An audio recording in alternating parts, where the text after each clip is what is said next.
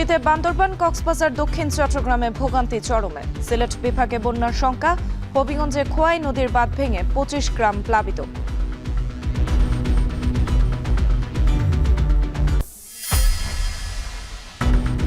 স্থানীয় নির্বাচনে রাজনীতিতে ফেরার সুযোগ আওয়ামী লীগ সমর্থকদের। বিরোধিতা বিএনপির, বিচারিক প্রক্রিয়ায় আনতে চায় জামায়াত এনসিপি।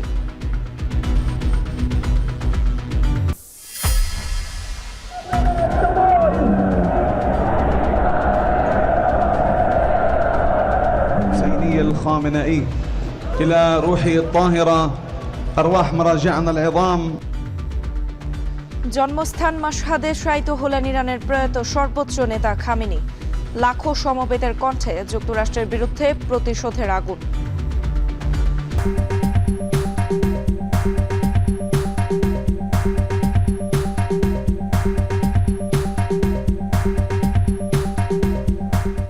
স্বাগত এখন ঢাকায়। পুরো আচাঞ্চলের সঙ্গে আছে আমি সুমাইয়া রাত্রি। মৌসুমী বায়ুর প্রভাবে টানা বৃষ্টিতে কক্সবাজারে বিভিন্ন এলাকায় বেড়েছে জলাবদ্ধতা ও পাহাড় ধস।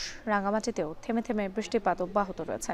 বান্দরবানেও 7 উপজেলায় 220টি আশ্রয় কেন্দ্র খোলা হয়েছে। শুধুমাত্র বান্দরবান পৌরসভার 19টি আশ্রয় কেন্দ্রে এখন পর্যন্ত 5000 মানুষ আশ্রয় নিয়েছেন। এ নিয়ে আরও জানাতে কক্সবাজার থেকে যুক্ত হচ্ছেন মোহাম্মদ মোর্শেদ, রাঙামাটি থেকে জিয়াউর রহমান জুয়েল এবং বান্দরবান থেকে রিজভী রাহাত। প্রথমে যাচ্ছি কক্সবাজারে মোর্শেদের কাছে। মোর্শেদ, টানা বৃষ্টি হচ্ছে এবং বিভিন্ন এলাকায় জলবদ্ধতা এবং পাহাড় ধসের খবরও আমরা জানতে পেয়েছি। এখন আসলে কি অবস্থা? আশ্রয় কেন্দ্রগুলোর কি অবস্থা? আশ্রয় কেন্দ্রগুলো থেকে মানুষজনকে সরিয়ে নেওয়া হয়েছে কিনা নিরাপদে?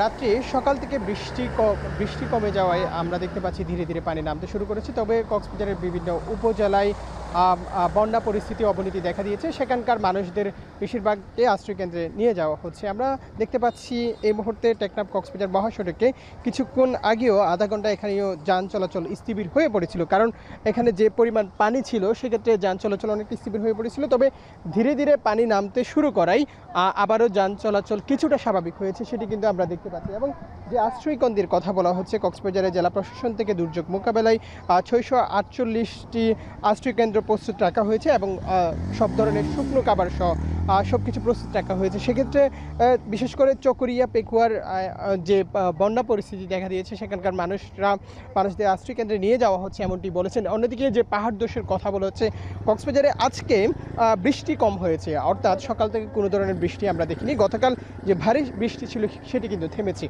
সেক্ষেত্রে প্রশাসন থেকে নানাভাবে সতর্ক করা হচ্ছে, সচেতন করা হচ্ছে। বিশেষ করে যে ঝুঁকিপূর্ণ এলাকাগুলো আছে সেখান থেকে মানুষদের সরানো হচ্ছে এবং অনেকেই পাহাড় ছেড়ে আসতে চাচ্ছে না। তবে প্রশাসন থেকে নানাভাবে সচেতন করার চেষ্টা করছে, সতর্ক করার চেষ্টা করছে এবং তারা আমরা দেখেছি সামাজিক যোগাযোগ মাধ্যমেও সচেতন বার্তার মাধ্যমে তাদেরকে নানাভাবে সচেতন করার চেষ্টা করছে। এবং কক্সবাজারের যে বিভিন্ন উপজেলা রয়েছে, বিশেষ করে 35টি ইউনিয়নের গ্রাম প্লাবিত হয়েছে। সেখানকার মানুষ একেবারে দুর্বিষহ আছে।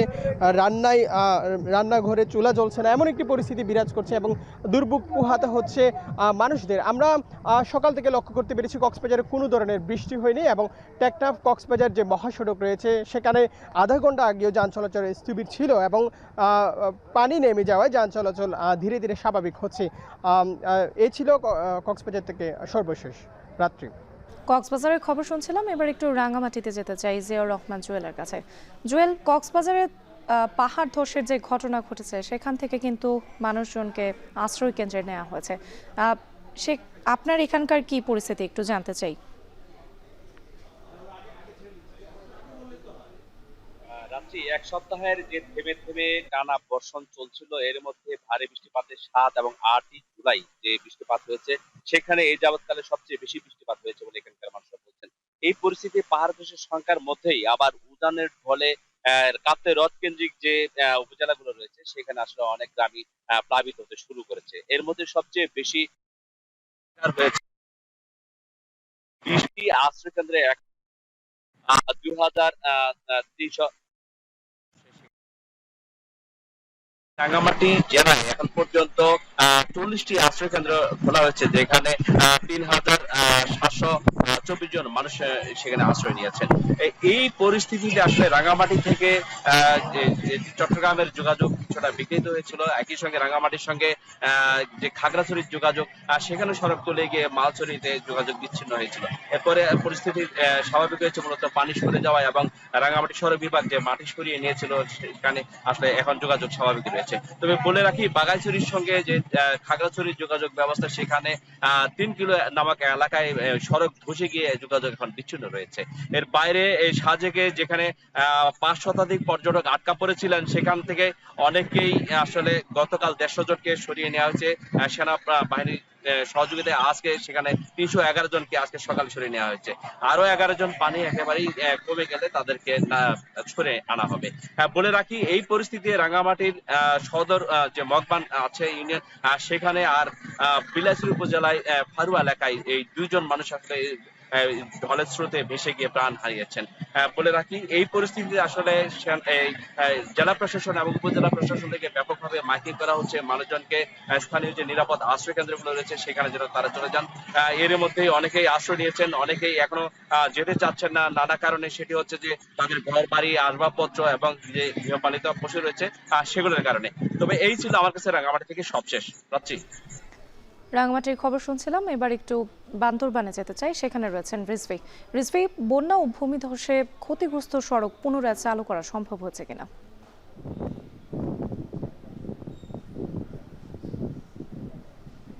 রাত্রি আজকে 6ষ্ঠ দিনের মতো কিন্তু ঘুরি ঘুরি কখনো মাঝারি আবার কখনো ব্যাপক আকারে কিন্তু বৃষ্টি পড়ছে।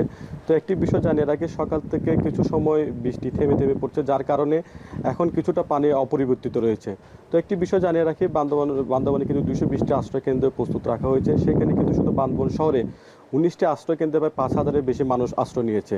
তো আমরা দেখেছি বান্দরবান জেলা শহরের বা আর্মিপাড়া, কালাঘাটা এবং হাফেজগোনা, বালাঘাটা এলাকার কিন্তু নিম্নাঞ্চলগুলো প্লাবিত হয়েছে। তো এখন পর্যন্ত আমরা যতটুকু জানতে পেরেছি, বান্দরবানের রুমা, থানচি এবং লামা আলীকদমে যেসব সড়কগুলো রয়েছে তা একাধিক সড়ক কিন্তু ক্ষয়ক্ষতি হয়েছে। তো একাধিক সড়কগুলো কিন্তু চালু করতে কিন্তু বাংলাদেশ সেনাবাহিনীর পক্ষ, বিজিবির পক্ষ থেকে কিন্তু তারা কাজ করে যাচ্ছেন বলে আমাদেরকে জানিয়েছেন।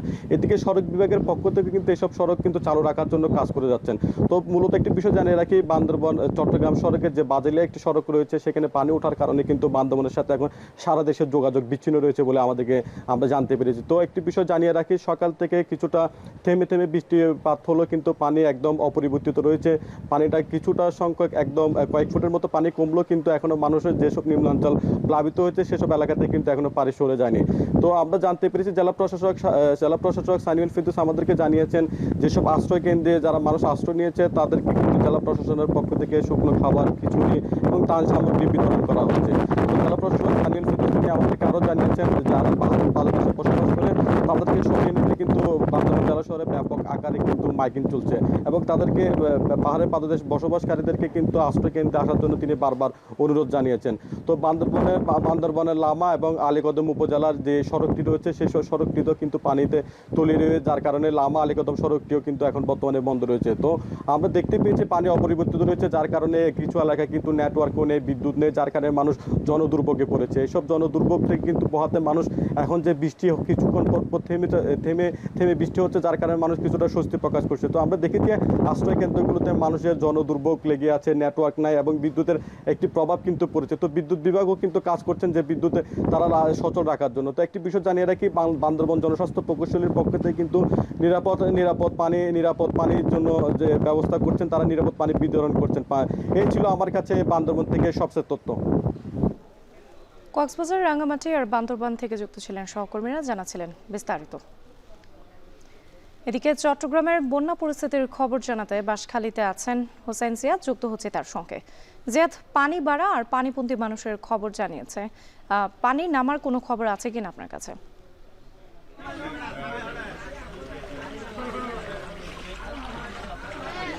মূলত পানি এখনো পর্যন্ত যেভাবে নামছে তাতে বন্যা পরিস্থিতির খুব একটা উন্নতি হয়নি। গত কয়েকদিনের তুলনায় আজকে সকাল থেকে কিন্তু বৃষ্টিপাতের পরিমাণ অনেকটাই কম, কিন্তু নিম্নাঞ্চল যেগুলো রয়েছে অর্থাৎ সাতকানিয়া এবং বাঁশখালীর যে এলাকাগুলো, এই এলাকাগুলোতে কিন্তু বান্দরবান থেকে সাঙ্গু এবং মাতামুহুরী নদীর যে পানি, সেই পানি কিন্তু এই সাতকানিয়া বাঁশখালী হয়ে বঙ্গোপসাগরে যায়। সে কারণে এই জায়গাগুলোতে কিন্তু পানি ধীরে ধীরে আরও বেশি বাড়ছে। আমরা সকালে যে জায়গাটিতে এসেছিলাম সেখানে অন্তত 4 ইঞ্চির মতো এই মুহূর্তে পানির পরিমাণ বেড়েছে। একটু বলে রাখি, চট্টগ্রাম আবহাওয়া অধিদপ্তরের হিসাবে গত 4 তারিখ থেকে আজকে পর্যন্ত 5 দিনে 1080 মিলিমিটার বৃষ্টিপাত হয়েছে, যেটি সর্বোচ্চ রেকর্ড। এই বৃষ্টিপাতের সাথে যোগ হয়েছে পাহাড়ি ঢল। এখানে সাঙ্গু নদীর পাড় ভেঙে পুরো লোকালয়, সাতকানিয়া বাঁশখালীর পুরো লোকালয় আসলে প্লাবিত হয়েছে। এবং আমরা যেখানে আছি এটি গুণগরী এলাকা, এখানে একেবারে হাঁটু থেকে কোমর সমান পানি। এর খানখানাবাদ সহ এর নিচে যে এলাকাগুলো রয়েছে বেশ কয়েকটি ইউনিয়ন, সেখানে টিনের চাল ছুঁয়ে পানি আসলে চলে যাচ্ছে। এবং এখানকার মানুষ বলা যায় গত 4 দিন ধরে চট্টগ্রামের জেলা প্রশাসনের যে হিসাব, প্রায় 4 লাখ মানুষ পানিবন্দী হয়ে পড়েছে এবং দুর্বিষহ রাত দিন সময় কাটাচ্ছে। বন্যা দুর্গত এলাকায় যেটি হয় যে বিদ্যুৎ নেই, শুকনো কোনো খাবার নেই, রান্নাবান্নার ব্যবস্থা নেই। এখানে সহায় সম্বল যেটুকু ছিল সবই আসলে মানুষের নষ্ট হয়ে গিয়েছে। যে যেখানে পারছেন আসলে উঁচু দালান কিংবা ছাদ, যে যেখানে পারছেন তারা আসলে সেখানে আশ্রয় নিচ্ছেন। এখানকার মানুষের সাথে কথা হচ্ছিল, আমি দেখেছি বেশ কিছু কাঁচা ঘর যেগুলো পানির তোড়ে কিন্তু ভেঙে গিয়েছে। মূলত অসহায় নিম্নবিত্ত মানুষের ঘর, যেগুলো টিনের চাল, সেগুলো কিন্তু গাছ পড়ে বা বানের পানি ঢুকে আসলে নষ্ট হয়েছে। মানুষের এখানে যেটি অভিযোগ যে প্রশাসনের পক্ষ থেকে কিংবা স্বেচ্ছাসেবী সংগঠন কেউ আসলে এই সব জায়গায় ত্রাণ বিতরণ করতে আসতে পর্যন্ত পারছে না। তবে আজকে সকালে আমরা দেখেছি অবস্থা মূল সড়ক ধরে কিছু কিছু স্বেচ্ছাসেবী সংগঠন ট্রাকে ট্রাকে ত্রাণ নিয়ে ঢুকছেন এইসব এলাকাগুলোতে। এখানে সুপেয় পানির এক ধরনের সংকট তৈরি হয়েছে এবং এখানে স্থানীয় মানুষরা বলছেন যে যত দ্রুত সম্ভব এই ত্রাণ সরবরাহ নিশ্চিত করা প্রয়োজন। এবং জেলা প্রশাসনের পক্ষ থেকে বলা হচ্ছে যে প্রধানমন্ত্রী ত্রাণ তহবিল থেকে প্রায় 20 লাখ টাকা অনুদান দেওয়া হয়েছে। পাশাপাশি বিভিন্ন দলের নেতারা, আজকে এই জায়গায় বিরোধী দলীয় নেতা জামায়াতের আমির ডাক্তার শফিকুর রহমানও এসেছিলেন। তারা আসলে এই জায়গাগুলো পরিদর্শন এবং একই সাথে ত্রাণ বিতরণ করছেন। তো এই ছিল আমার কাছে চট্টগ্রাম থেকে সবশেষ পরিস্থিতি। চট্টগ্রামের বন্যা পরিস্থিতির খবর জানাতে যুক্ত ছিলেন হোসেন জিয়াদ। সকালে চট্টগ্রামে বন্যা পরিস্থিতি পরিদর্শনে আসেন বিরোধী দলীয় নেতা ও জামায়াত আমির ডাক্তার শফিকুর রহমান। এ সময় তিনি বন্যা দুর্গত এলাকাকে সর্বোচ্চ গুরুত্ব ও অগ্রাধিকার দিয়ে দ্রুত ত্রাণ সরবরাহ নিশ্চিত করতে সরকারের প্রতি আহ্বান জানান। পাশাপাশি বাঁশখালী, সাতকানিয়া ও চট্টগ্রামের বন্যা কবলিত এলাকা পরিদর্শন করে ত্রাণ ও বিতরণ করেন তিনি। বাঁশখালী এলাকায় বন্ধ স্লুইস গেট খুলে দেওয়ারও দাবি জানান আমির। বলেন, এসব এলাকার দুঃখ দুর্দশা সরকারের কাছে তুলে ধরা হবে। জামায়াতের পক্ষ থেকেও বন্যার্তদের সাহায্যের আশ্বাস দেন তিনি। তবে এই পরিস্থিতির রাতারাতি উন্নয়ন সম্ভব নয় বলেও জানান জামায়াত আমির।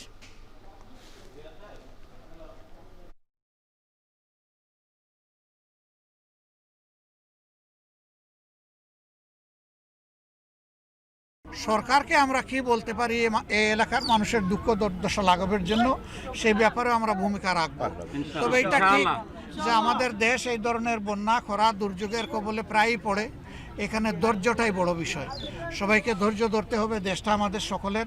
সরকার চাইলেও রাতারাতি সব দুঃখ দূর করতে পারবে না। আমরা সরকারের কাছে এখান থেকেই দাবি জানাচ্ছি যে সরকার যেন সর্বোচ্চ গুরুত্ব দিয়ে অগ্রাধিকার দিয়ে এই এলাকাগুলোকে দেখে।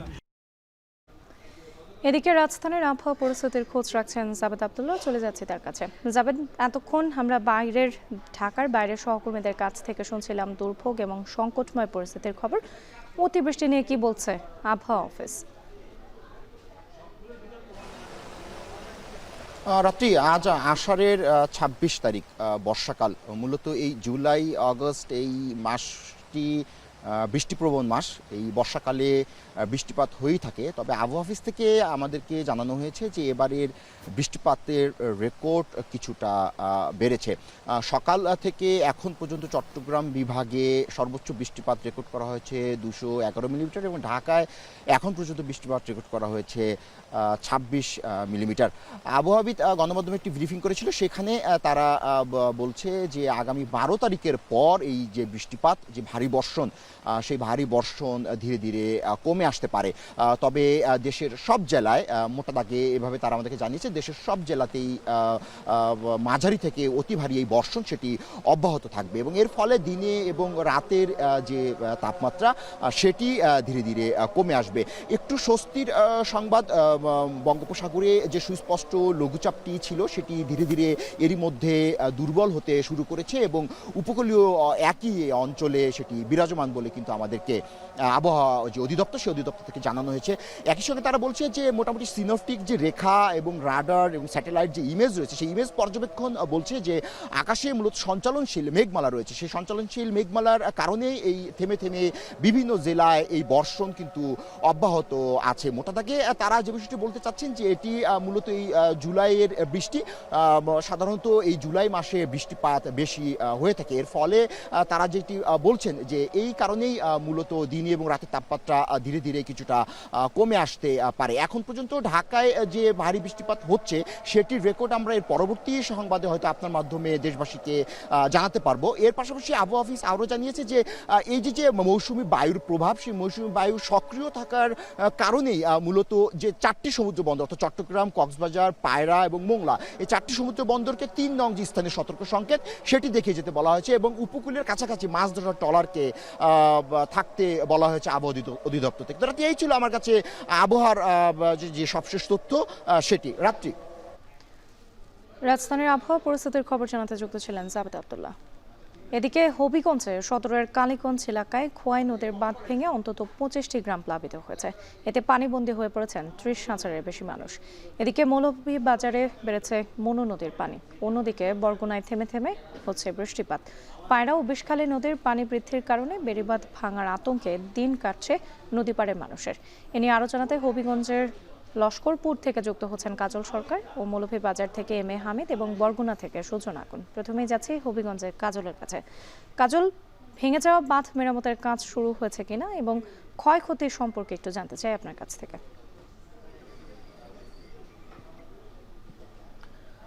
রাত্রি আসলে একটি সুখবর বলতে এখন পর্যন্ত যে নদীর পানি সেটি আসলে একেবারে নিচুতে নেমে গিয়েছে। উজানের বৃষ্টিপাত না হওয়ার ফলে কিন্তু নদীর পানি কমতে শুরু করেছে এবং একেবারে নিচুতে নেমে গিয়েছে। ফলে লোকালয়ে যে পানি প্রবেশের একটি গতি ছিল সেটি আসলে কমে আসছে, যদিও সামান্য পরিমাণে পানি এখনও লোকালয়ে প্রবেশ করছে। অন্যদিকে যেহেতু লোকালয়ের যে পানিগুলো ছিল, উজান এলাকার যে পানিগুলো ছিল, সেই পানি ভাটিতে নামতে শুরু করেছে। আমি এখন আছি যে গ্রামটিতে, সেটির নাম হচ্ছে আদ্যপাশা। এই গ্রামে অন্তত 300-র অধিক পরিবার রয়েছে। যে স্থানীয়রা যেটি বলছেন যে এই যে ঘর বাড়িগুলো, এখানে আসলে প্রত্যেকটি ঘরে আঁটু পরিমাণ পানি ছিল। যেহেতু এখন ভাটি নামছে পানি, ফলে ঘর শুকিয়েছে এবং উঠানো শুকিয়েছে। শুধুমাত্র নিচু যে এলাকাগুলো রয়েছে সেই রাস্তাঘাট সহ নিচু এলাকাগুলোতে এখনো পানি জমে আছে। তবে স্থানীয়রা যেটি বলছেন যে নদীর বাঁধ এখনো আসলে না বাঁধার কারণে বা বাঁধার যে কাজ সেটি শুরু না করতে পারার কারণে মূলত তাদের মধ্যে আরেকটি শঙ্কা, যেহেতু আবহাওয়া অফিস বলছে যে এখনো আসলে ভারী বর্ষণ উজানে এবং আরো কয়েকদিন থাকারও কথা বলা হচ্ছে। ফলে নদীতে যদি আবারও পানি আসে সেই ক্ষেত্রে এই ভাঙ্গনকৃত এলাকাটি দিয়ে পানি প্রবেশ করে আবারও আসলে তাদের যে ঘরবাড়ি রয়েছে সেগুলো তলিয়ে যাবে। সেই ক্ষেত্রে আসলে দ্রুত এই বাঁধটি মেরামতের দাবি জানিয়েছেন। অন্যদিকে আসলে যারা এই গ্রামের বাসিন্দা যারা ছিলেন, গতকাল রাতে যখন বাঁধ ভেঙে গিয়েছিল, সকলেই আসলে নিজেদের আত্মীয় স্বজন একই সাথে উঁচু যে এলাকাগুলো রয়েছে সেই এলাকাগুলোতে অবস্থান নিয়েছিলেন। তো রাত্রি এই ছিল আমার কাছে সবশেষ তথ্য। হবিগঞ্জের খোয়াই নদীর বাঁধ ভেঙেছে, এ নিয়ে বিস্তারিত জানাতে আমাদের সঙ্গে যুক্ত ছিলেন আমাদের সহকর্মী। এবং একটু মৌলভীবাজারে যেতে চাই হামিদের কাছে। হামিদ, কোনো বেড়িবাঁধ ভাঙার খবর পেয়েছেন কিনা এখন পর্যন্ত? রাত্রি গত পরশুদিন থেকেই কিন্তু মৌলভীবাজারে বন্যা পরিস্থিতি অবনতি ঘটতে শুরু করে। বিশেষ করে গত পরশুদিন কমলগঞ্জের মখাবিল এলাকায় দলাই নদী ভাঙ্গনের মধ্য দিয়ে বন্যা পরিস্থিতি শুরু হয় এবং দলাই নদীর আরেকটি এলাকা জসিম বিল এলাকা দিয়ে আরেকটি ভাঙ্গনের সৃষ্টি হয়। এতে করে প্রায় 10,000 মানুষ গতকালকেই পানিবন্দী হয়ে পড়ে। এখন পর্যন্ত যদিও পানি নিচে নেমে গেছে কিন্তু মানুষের দুর্গতি কমেনি। তাছাড়া গতকালকে বিকেলেই কিন্তু মৌলভীবাজারের রাজনগর এলাকার উজিরপুর এলাকায় একটি নদী ভাঙ্গন দেখা দেয় এবং এই নদী ভাঙ্গনের কারণে প্রায় 10 থেকে 15টি গ্রাম তাৎক্ষণিক অবস্থায় পানিবন্দী হয়ে পড়ে এবং আস্তে আস্তে যখন পানি নিচের দিকে নামতে থাকে তখন লোকজন পানিবন্দী হয়ে ক্ষতির সম্মুখীন হয়। বিশেষ করে হরিপাশা এলাকার বেশ কিছু পরিবার, অর্থাৎ 500 থেকে 1000 পরিবার পানিবন্দী হয়ে পড়ে এবং তারা বিভিন্ন উঁচু স্থানে আশ্রয় নিয়েছে। এই মুহূর্তে একটা জান্নাত সেন্টার রয়েছে, যে জান্নাত সেন্টারে 4 থেকে 500 লোক ইতিমধ্যে আশ্রয় নিয়েছে। এছাড়া আরেকটি বেড়িবাঁধ আজকে সকালে বাঙ্গার হাট নামক এলাকায় ভেঙে যাওয়ার কারণে নতুন নতুন এলাকা প্লাবিত হচ্ছে এবং লোকজন সমস্যার মধ্যে পড়েছেন এবং সেখানে পানিবন্দী হয়ে আশরাফ আলী নামে 65 বছরের একজন লোক মারাও গিয়েছেন। এছাড়া জেলা প্রশাসনের পক্ষ থেকে জানানো হয়েছে যে তাদের পক্ষ থেকে 16টি আশ্রয়কেন্দ্র খোলা হয়েছে, সেখানে 30 থেকে 40 জন লোক আশ্রয় গ্রহণ করেছেন এবং শুকনো খাবার যথেষ্ট পরিমাণ রয়েছে। যদিও এখন পর্যন্ত তৃণমূল পর্যায়ে অর্থাৎ যারা পানিবন্দী হয়েছেন সেখানে তারা কিন্তু এখন পর্যন্ত সরকারি কোনো ত্রাণ সামগ্রী বা খাদ্য সামগ্রী পাননি বলে তারা আমাকে জানিয়েছেন। আমি কথা বলেছিলাম পানি উন্নয়ন বোর্ডের নির্বাহী প্রকৌশলী খালিদ বিন ওয়ালিদের সাথে। তিনি বলেছেন যে উজানে কিছুটা বৃষ্টি কমে এসেছে, এতে করে মনু নদীতে এই মুহূর্তে মনু ব্রিজ এলাকায় পানি নিচে নেমে এসে 15 সেন্টিমিটার বিপদসীমার উপর দিয়ে প্রবাহিত হচ্ছে, কিন্তু চাঁদনীঘাট এলাকায় মৌলভীবাজার শহরে সেখানে পানি বিপদসীমার 80 সেন্টিমিটার উপর দিয়ে প্রবাহিত হচ্ছে। বলা যায় এখন পর্যন্ত মানুষ সমস্যার মধ্যে রয়েছে এবং যে বৃষ্টিপাত কিন্তু অব্যাহত রয়েছে। বৃষ্টিপাত অব্যাহত থাকলে মানুষ আরও সমস্যার মধ্যে পড়বে এবং মানুষজন ঘর বাড়ি থেকে বেরোতে পারছে না, পশু সহ সবাইকে নিয়ে সমস্যার মধ্যে আছে এবং এই মুহূর্ত পর্যন্ত আউশদানের 38,530 হেক্টর জায়গা ক্ষতিগ্রস্ত হয়ে বলে জানিয়েছেন কৃষি সম্প্রসারণ অধিদপ্তরের উপপরিচালক। এই ছিল আমার কাছে মৌলভীবাজার থেকে বন্যা নিয়ে সবশেষ। মৌলভীবাজারের খবর শুনছিলাম, এবার একটু বরগুনায় যেতে চাই। সুজন আকুন রয়েছেন সেখানে। সুজন, টানা বৃষ্টিতে নদীর পানি কতটুকু বেড়েছে?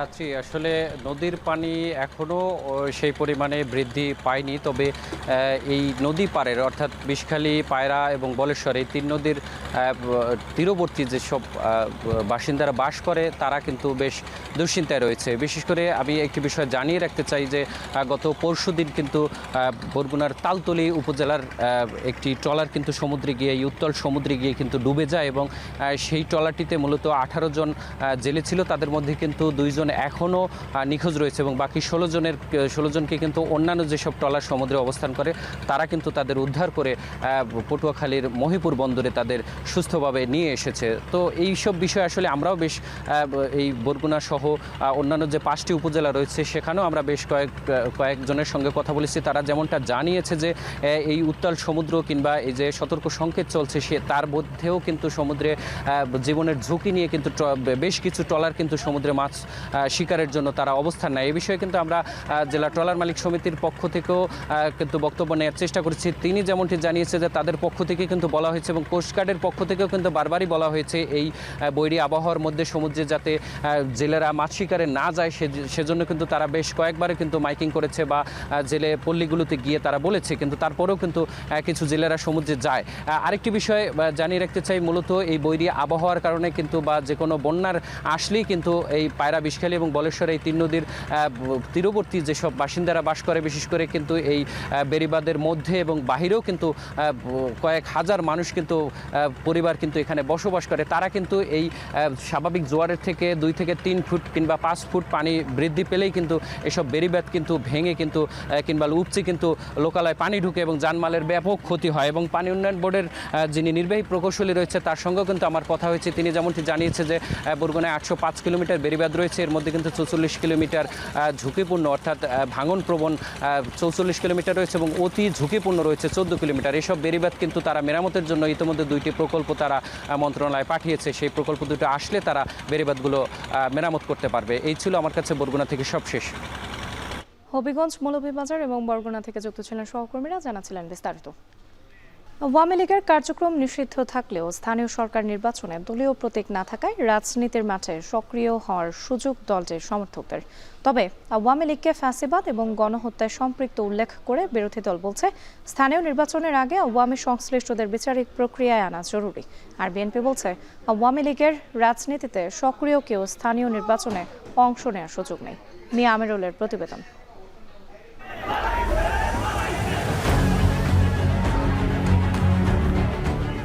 ফ্যাসিবাদের তকমা মাথায় নিয়ে 2024-এর 5 আগস্ট পতন ঘটে তৎকালীন আওয়ামী সরকারের। এরই মধ্যে কেটেছে প্রায় 2 বছর। বাজেট 2025-এর 12ই মে অন্তর্বর্তী সরকারের উপদেষ্টা পরিষদের সিদ্ধান্তে দলটির কার্যক্রম নিষিদ্ধ হওয়ায় ত্রয়োদশ জাতীয় সংসদ নির্বাচনে অংশ নেওয়ার সুযোগ হয়নি। দলীয় প্রধানসহ বেশিরভাগ নেতাকর্মী এখনও দেশের বাইরে। গুটি কয়েক দেশে থাকলেও তাদের একটা বড় অংশ কারাগারে, কেউ কেউ আবার এখনও পলাতক। দল হিসেবে আওয়ামী লীগের কার্যক্রম নিষিদ্ধ থাকায় গত 2 বছর বিভিন্নভাবে ঝটিকা মিছিলের মাধ্যমে সক্রিয় হওয়ার চেষ্টা করলেও চলেছে ধরপাকড়।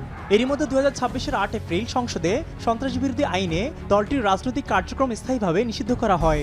একই সাথে দল হিসেবে আওয়ামী লীগের রাজনীতিতে আসার সুযোগ নেই বলে হুঁশিয়ারি করছে সরকারের বিভিন্ন মন্ত্রী। এমন অবস্থায় চলতি বছরের অক্টোবর নাগাদ আসন্ন স্থানীয় সরকার নির্বাচন নিয়ে তোড়জোড় চলছে রাজনৈতিক মহলে। ভোটে দলীয় প্রতীক না থাকায় প্রার্থিতার শর্ত পূরণ করা যে কেউ নির্বাচনে প্রার্থী হতে পারবেন। এতে দল হিসেবে আওয়ামী লীগের কার্যক্রম নিষিদ্ধ থাকলেও দলীয় পরিচয়ের বাইরে আওয়ামী সমর্থিত যে কেউ স্থানীয় নির্বাচনে অংশ নেওয়ার সুযোগ পাচ্ছেন।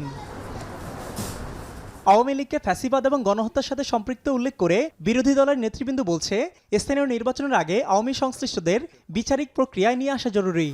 জাতীয় নির্বাচনে কিছু সমস্যা ত্রুটি বিচ্যুতি ছিল নির্বাচন কমিশনের, এগুলোর আলোকে নেক্সট স্থানীয় নির্বাচনেও রাজনৈতিক দলগুলোর সাথে অথবা এই ব্যাপারে যারা স্টেক হোল্ডার আছেন, চিন্তাশীল যা ব্যক্তি যারা আছেন, সবার সাথে একটু আলোচনা হওয়া উচিত। ফেসিবাদের সাথে সম্পৃক্ত কারো বাংলাদেশের এই ধরনের নির্বাচনে অংশগ্রহণের কোনো সুযোগ আছে বলে আমি মনে করি না। স্থানীয় নির্বাচনে তারা স্পেসটা করে দেয়, তাহলে কিন্তু এটার মধ্যে দিয়ে একটা স্থায়ী পুনর্বাসন হবে।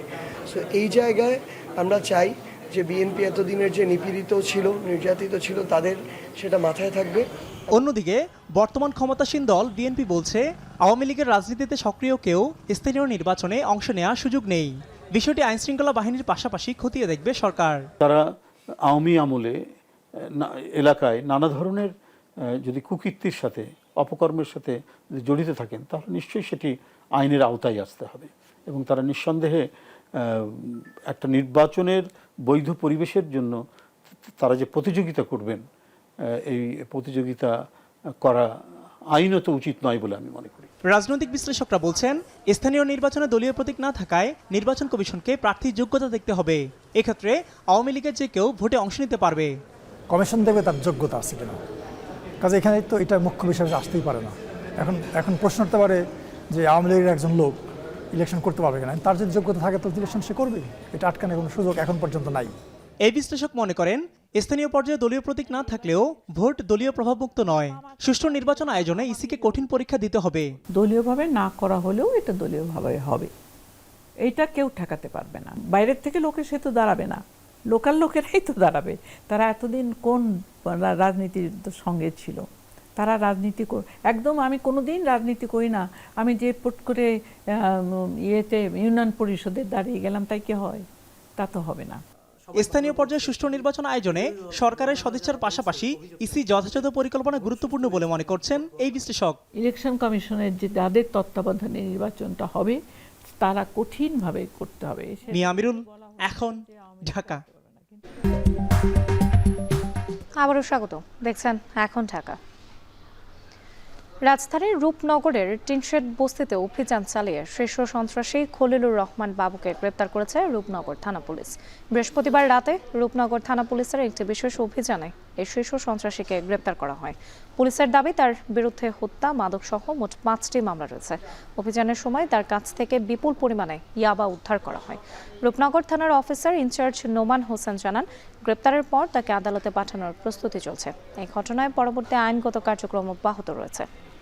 লক্ষ্মীপুরে মৌসুমে প্রায় 2,42,158 মেট্রিক টন ধান উৎপাদন হয়েছে।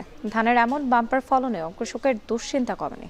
দাম কম ও ব্যাপারী না পাওয়ায় কৃষকের ঘরে পড়ে আছে হাজার হাজার টন ধান। এদিকে সরকারিভাবে ধান সংগ্রহের লক্ষ্যমাত্রা নির্ধারণ করা হয় মাত্র 3,959 মেট্রিক টন। সরকারি খাদ্য গুদামে রয়েছে সিন্ডিকেটের দৌরাত্ম্য, আর তাই লাভবান হচ্ছে মধ্যস্বত্বভোগী। বিস্তারিত প্রতিবেদনে। লক্ষ্মীপুরে এবার সরকারিভাবে ধান সংগ্রহের লক্ষ্যমাত্রা প্রায় 4,000 টন। সদর উপজেলার প্রায় 1 লাখ কৃষক থেকে খাদ্য গুদামে ধান বিক্রির জন্য 1,800 কৃষকের তালিকা করা হয়েছে। ইতিমধ্যে 420 জন কৃষকের কাছ থেকে 1,231 টন ধান সংগ্রহ করেছে গুদাম কর্তৃপক্ষ। অন্যদিকে দাম কম এবং ব্যাপারী না পাওয়ায় অধিকাংশ কৃষকের ঘরেই পচন ধরেছে ধানে। প্রত্যেকটা ঘরের কোনা কোনা ধান আছে। আমরা এই ধানটা 4 বালতি ঘুরিয়েছি। এই বর্ষাকালে ধানটা আমরা কত শুকাইয়াম, 2200 টাকা 1800 টাকা করে আমরা জালার কেজি কিনি, আমরা ধান করছি। সেই ধান আমাদের ঘরে পৌঁছতেছে। আমাদের সরকারের কাছে এই একটা আবেদন, তাই যত দ্রুত আমাদের এই ধানগুলো বিক্রি যদি কিনি নেয়, আমাদের ঘরগুলো খালি, আমরা আবার বীজ লাগামু আবার হিরি আমরা কৃষি করবো। কৃষকদের অভিযোগ, ধান উৎপাদনে মন প্রতি প্রায় 800 থেকে 900 টাকা খরচ হলেও বিক্রিতে 600 থেকে 700 টাকার বেশি পাওয়া যাচ্ছে না। সিন্ডিকেটের দৌরাত্ম্যে খাদ্য গুদামে ধান বিক্রি করা যাচ্ছে না বলে অভিযোগ তাদের। প্রায় 1800 জনের মতো তালিকা বিভিন্ন ইউনিয়ন থেকে আমাদের উপসহকারী কৃষি অফিসারদের মাধ্যমে তালিকাভুক্ত এই কৃষকদেরকে আমরা খাদ্য অফিসে পাঠিয়েছি। তবে সিন্ডিকেটের অভিযোগ উড়িয়ে দিয়েছেন উপজেলা নির্বাহী কর্মকর্তা ও সংশ্লিষ্টরা। কৃষকের নির্দিষ্ট কৃষক তালিকা এবং কৃষিকার্ড যাদের আছে তাদের থেকে আমাদের দাম সংগ্রহের জন্য নীতিমালা বলা হচ্ছে। আমরা সেভাবেই যারা তালিকা অন্তর্ভুক্ত যাদের কৃষিকার্ড আছে তাদের কাছ থেকে আমরা ধানগুলো সংগ্রহ করি। আমরা সদর উপজেলায় 1530 মেট্রিক টন ধানের বরাদ্দ পেয়েছি। আজকে পর্যন্ত আমরা 1231 মেট্রিক টন ধান ক্রয় করেছি। আমরা প্রতি কৃষক থেকে সর্বনিম্ন 120 কেজি এবং সর্বোচ্চ 3000 কেজি করে ধান সংগ্রহ করি। সরকারিভাবে ধান সংগ্রহের লক্ষ্যমাত্রা বাড়ানো, প্রান্তিক কৃষকদের কৃষিকার্ডের তালিকাভুক্তিকরণ, উৎপাদিত ধান বিক্রি ও ন্যায্য মূল্য নিশ্চিত সহ আর্থিক সংকট কাটলেই চাষাবাদে ফেরার প্রত্যাশা ভুক্তভোগী কৃষকদের। এখন লক্ষ্মীপুর। এখন ঢাকা নিচ্ছে আরেকটা বিরতি, সঙ্গেই থাকুন।